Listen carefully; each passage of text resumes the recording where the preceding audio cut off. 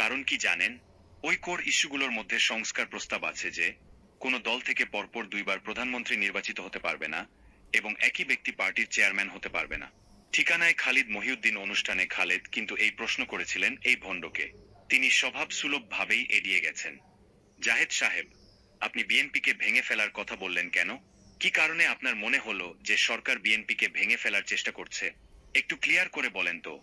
বিএনপির কোথায় কোথায় ফাটল ধরানোর চেষ্টা করেছে সরকার? আওয়ামী সেন্টিমেন্ট থেকে এখনো বের হয়ে আসতে পারেন নাই, তাই না?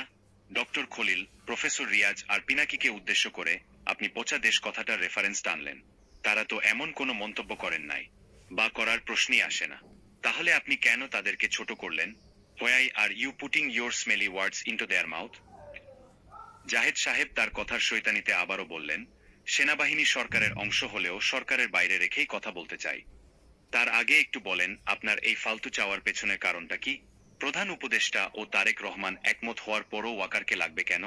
গণতান্ত্রিক প্রক্রিয়ার প্রতি সম্মান থাকলে তো এই দুজনের মিটিংটাকেই বর্তমান প্রেক্ষাপটে যথেষ্ট মনে হওয়ার কথা ছিল।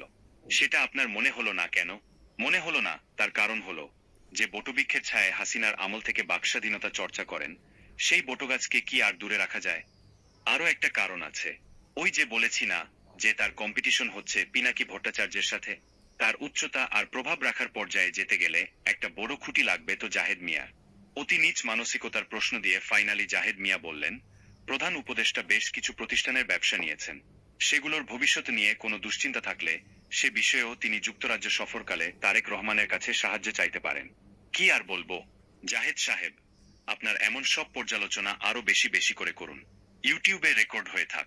আমরা অসংখ্য মানুষ নিকট ভবিষ্যতেই কোনো একদিন আপনার মতো লোকজনদেরকে দিকে ফিরে তাকাবো। আর অভিসম্পাত করব এই ভেবে যে এই কতিপয় নীচ ও লোভী মানুষগুলোর জন্যই মহান পুরুষ ডক্টর ইউনূস নতুন বাংলাদেশের ভিত করতে পারলেন না।